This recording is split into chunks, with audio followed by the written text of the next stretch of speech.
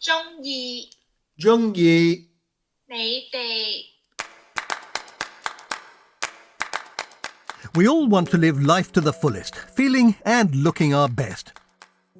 But as we get older, things can start to dwindle, droop or decline.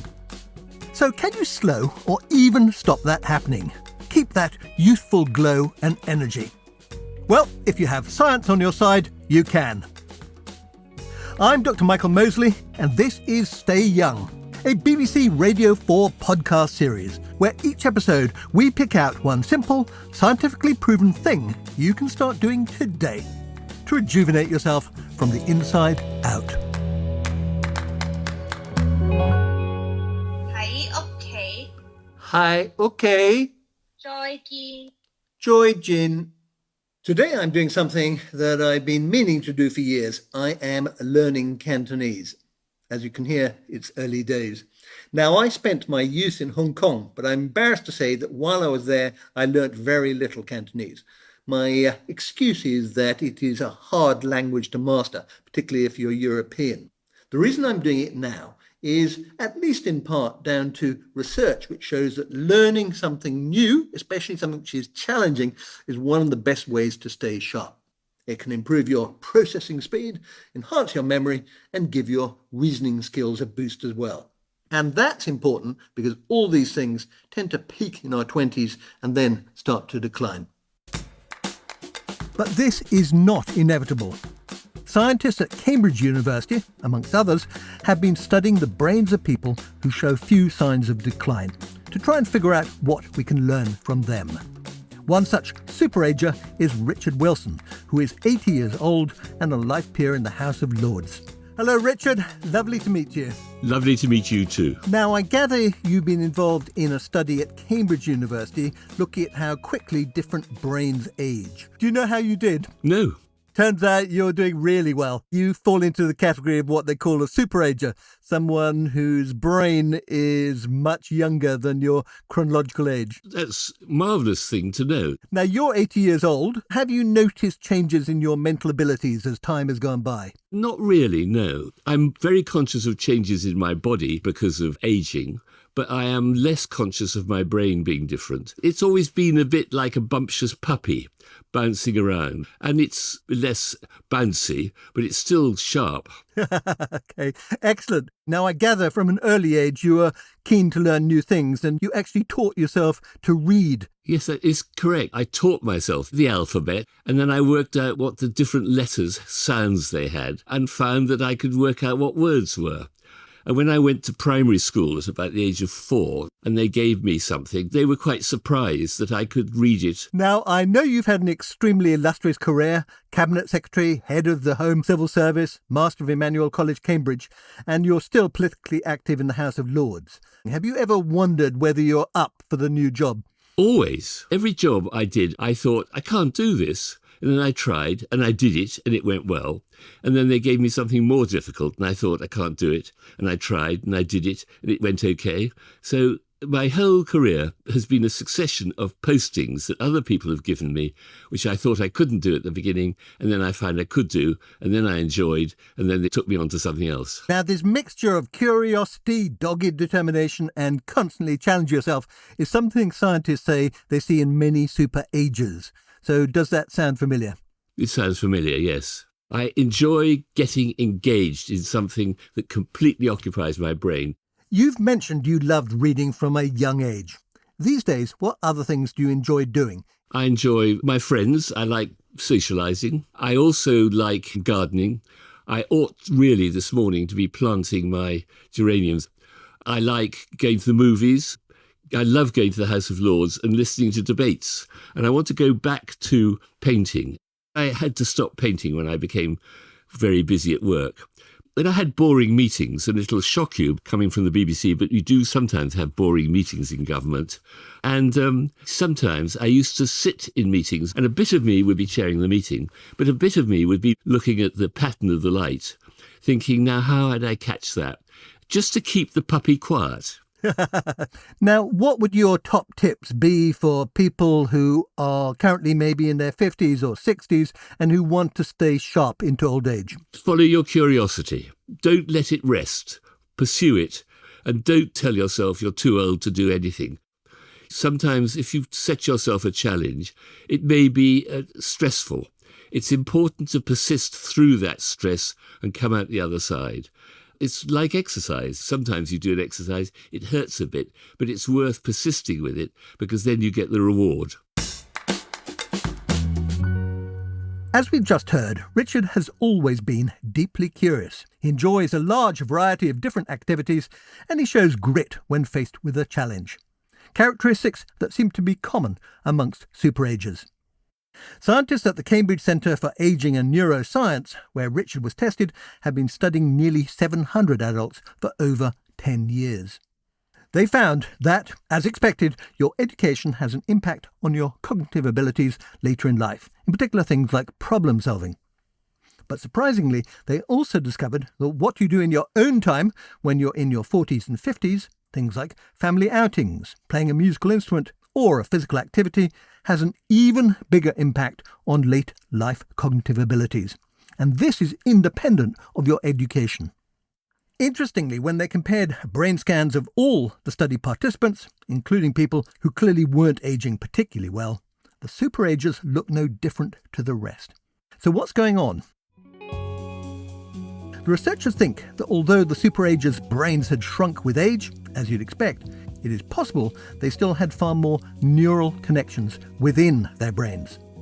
And if you build up enough neural connections throughout your life, this may counteract any loss of brain cells.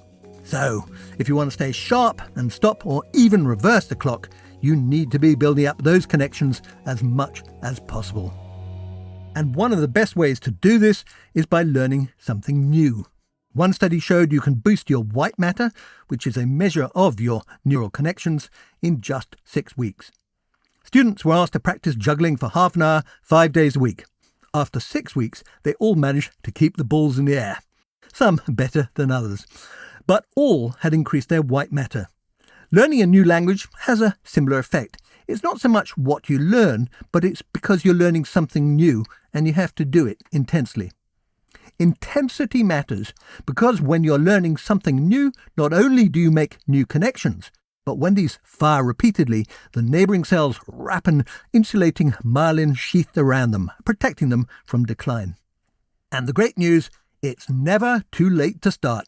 Scientists have studied people in their 70s and found they were able to perform as well on memory tests as someone decades younger. Though to do that, they had to learn not one, but 3 new skills, all at the same time. To find out more, I'm speaking to Dr. Rachel Wu from the University of California, Riverside. Hello, Dr. Wu. Hi. Now, what is it that inspired your research? So my background is in infant and child developmental psychology. Infants and children learn many new skills at the same time. And I thought maybe if we provide this type of environment to older adults, that would potentially provide the best benefits. And can you give me a bit of detail on your most recent study? The design of the latest study involved having a group of older adults that came in to do at least 3 new skills at the same time. And they came in for 3 months, and they ended up spending about 15 hours a week doing homework and also sitting in the classes. Okay, so how old were they and what sort of skills were they trying to acquire? They ranged from about 60 years of age to mid-80s, and they learned skills that were creative and also more academic, so Spanish and music composition, photography, things like that. And did they have any choice in the matter of what they had to do? They did not have any choice because the classes that we assign are based on their skill level. So if they knew a lot about something, we would not assign them to that class. Right, you wanted real beginners. Exactly, because we wanted to really challenge them. So what did you find? We found that by the end of the intervention, they were performing in their cognitive abilities at the level of middle-aged adults, 30 years younger than them. And 1 year after the end of the intervention, they were performing more like younger adults, so 50 years younger than them. Wow. And these were improvements in things like memory and attention? Yeah, attention and memory were the two biggest things because usually when you have older adults complaining about cognitive abilities, it's usually about something related to attention or memory. Right, so these were people in their 70s, but they were performing cognitively in a similar vein to people in their 20s. Were you surprised the effect was that big, that long after the study? Because you're talking a year after the study completed. For sure, we were very surprised because a lot of studies have shown that you just go back to where you started. But what our participants said was they changed their daily routine because of the study. And I think that is what actually made it so that the effects persisted. What do you think is going on in their brains? Other studies have shown that it is possible to enhance existing connections that you have and also grow new connections. Our study actually, we're still analyzing the data from the brain scans that we got. So stay tuned for that. Now, if you're someone, let's say a British broadcaster in his 60s... Asking for a friend, right? Asking for a friend, and wants to improve his brain function because memory's slipping a bit here and there. I want to start forging new brain connections. How would I start? The key is to challenge yourself, and that can come in a variety of ways. You can have one very difficult skill. It could be 3 new skills. The greatest amount of challenge for you could be learning French, German, and Spanish. But at some point, if you're learning a lot of the same kinds of things, you're going to be plateauing. And so it's not going to be challenging you as much as, say, learning French, how to play the trumpet, and tennis. Okay, so I've recently started learning Cantonese, which is tough. I could also learn to juggle, and third thing, perhaps something like painting. Does that sound like a reasonable mix? That sounds great. And for some people, maybe learning 1 skill at a time and building up to 3 would be the best way to go. But for some people, you can just jump into learning 3 new skills at the same time. And how much time would I need to invest in these different things? So what we showed in our study was a very extreme example of what you could do, but it's not something that's feasible for everybody to do. So what we encourage people to do is take as much time as you can in your daily life to be able to learn new skills. And the effects that you can see will be dependent on how much time you can put in. So the more time you can put in, the more benefits you might be able to see. Have you yourself taken up new skills? For sure. Actually, that was the first question the participants asked me because they didn't want me to be a hypocrite. I've been learning crocheting and weightlifting and swimming, but I've also been learning German recently, my husband's language, so that he can't have secret conversations with my in-laws. That's brilliant. I'm genuinely impressed, and I'm going to double up my efforts to learn Cantonese. Plus, add a few more new skills into the mix.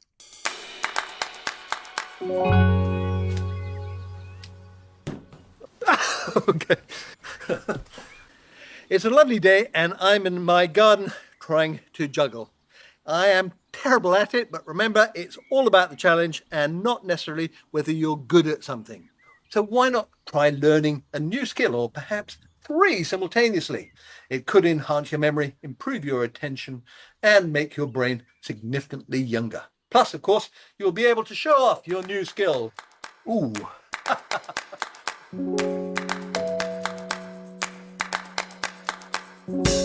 There you go. One simple lifestyle change you can do to stay young. To hear more of the series, why not subscribe on BBC Sounds?